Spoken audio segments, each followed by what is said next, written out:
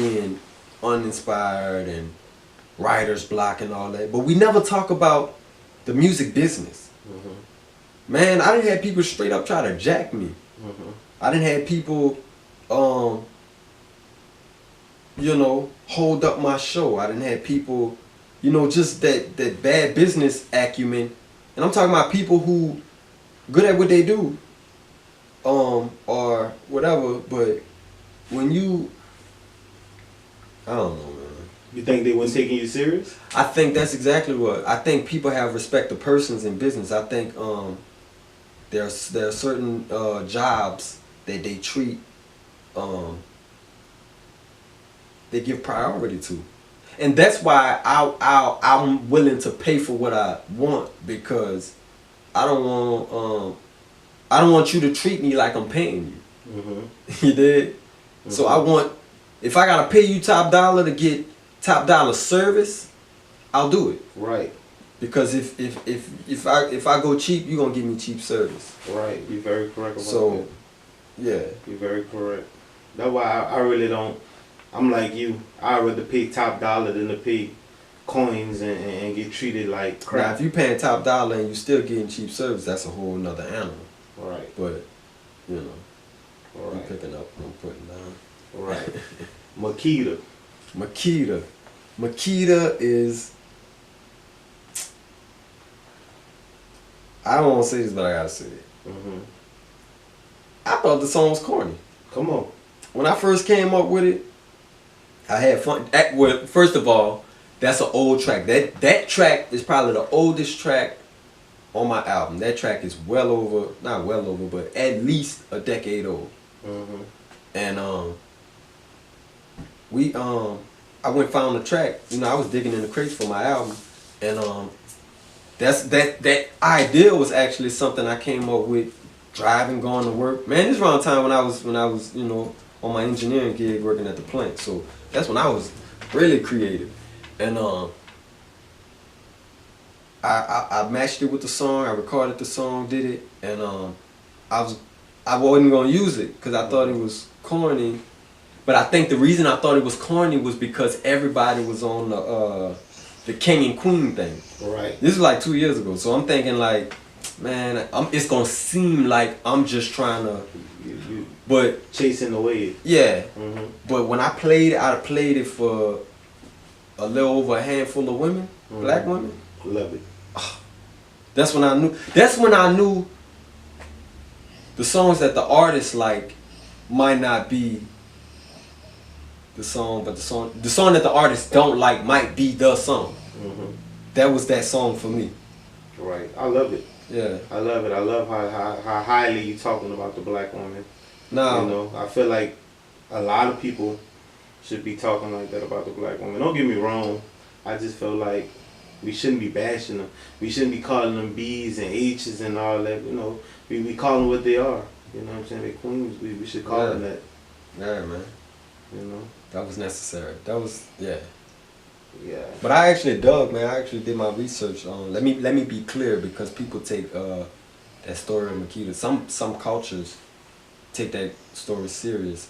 That's based on the story of Makeda, the Queen of Sheba. You know, in some places it's like folklore, but then in other places that's like religious. Like it's really like doctrine. Where you found that at? Like, what made you? Where did I find it? I think I probably read it in the Bible first, and then I just started studying it on my own, and I saw where it existed in almost all of the sects cross seas. So I'm saying cross seas, man. Basically in like that Africa, Middle Eastern area, like in all of them acknowledge it. Hey, shalom. All of them acknowledge it. Shalom. So, come on, bro.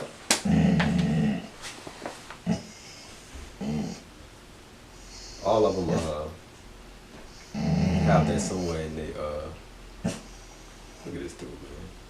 another song is "Life is Ironic." Life is ironic. Life is ironic, man. Life is ironic. And I really didn't get to say everything I wanted to say on that song. I kind of just freestyled it, just let it. I don't know, but it's way more I could have said and could have did with that. But it's at the end, they got a little girl praying. What's a little boy actually? That's a little boy. Yeah. That's like Hebrew or something. That's Hebrew. That's Hebrew. It's Hebrew. It's a prayer in Hebrew. What made you go that way? I'm learning Hebrew. Okay. And I just wanted to, I really want to get to I want to get to the origins. I want to go to the beginning. So, yeah, I want to start speaking in that tongue. Okay. That's different. I ain't never, not too many people go that way. That's cool. That's cool. That's different. That might be unique if I was trying to find a word for it. Another thing you said is social media is the devil. Why that? It's all in your head. Yeah. Social media is all in your head, and it was the devil for me. Okay. It was the devil because I just didn't digest it the same way others did. Like, I don't know. I do know I'm just having a hard time putting it in words like I want. I was listening to an interview with J. Cole, and he was saying how we barely even want to put the phone down from time to time because we so addicted to social media and everything like that, and we always want to know what's going on, and he was speaking some real facts because, like, imagine you know the generation we grew up in where the way you heard about it was word of mouth. Right. You know what I'm saying? And imagine the kids that grew up in this generation who all they know is social media, all they know is Facebook, who don't know how to disconnect from Facebook, who can't live without Wi-Fi, I remember growing up in the house, bro, we had AOL. Right. Dial up. Bro, somebody call a phone and it's over with. You gotta wait. Right. You gotta reconnect. And man, like, it's a gift and a curse for me because I'm so disconnected from my phone to a detriment at times. Like, it's peaceful, but to a detriment because you could miss something. But man, I don't like that everybody make everything an emergency. It's like boy that cried wolf. All right. So, all right. They be putting me on a guilt trip whenever. Instagram, you be on it? I am not. Yeah, I'm not. You like what you see? Yeah, man. Look, let me tell you. I get on there for funny stuff and fine women. All right. That is it. What else? Instagram, right? What else? What else to do, right? I mean, and art, like, in art, to be inspired by different art. But like, when everybody was on that wave, where he was on, all that social media wisdom thing and fake positive vibes and all that, and cutting people down, like, I didn't like all that. It wasn't good for me at a time when I was, in that dark space. Yeah. Yeah, what you think brought you out that dark space? Man, God, bro. I ain't gonna not give him the glory. When I focus in, but beyond that, on a spiritual level, healthy habits. I ain't gonna lie, man. Being broke and just, that's why Life is Ironic song is so important because I say, I remember when I couldn't get ahead and all I did was the right thing. Like, I'm sure you live long enough, I think everybody go through that. Mm-hmm. You're doing everything right and just can't move. I mean, that's when God comes in. That's when you're supposed to quiet everything around you to hear his voice. But outside of that, man, habits, man. Like, I stopped drinking. I started trying to eat healthy. I started, doing light workouts in the morning. Like, it was hard for me to get out of bed. I couldn't get out of bed. Meditation? You ever tried it? In in my own way, yeah. Mm-hmm. Yeah. But it's hard. It's hard for me because I'm just always going and going, and I'm always. That's why this album was so important. Like now I feel kind of at peace. It's like earning a degree. Mm-hmm. Even though like you graduate from one stage and you going to the next thing, it was something. I get tunnel vision. Mm-hmm. I get tunnel vision. It's a gift and a curse because you know. I don't know. I could do great things with that, but then also I neglect everything else, and that's bad. You know, I'll be the first to say that's bad. Mm-hmm. So, yeah, it is. Anyway, chill out, man. Chill out. Hey.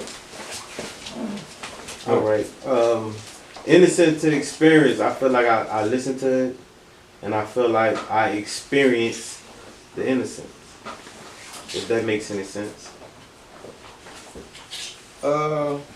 Say it again. Innocent to experience. I had listened to it, and I felt like I experienced the innocence. Yeah. Mm-hmm.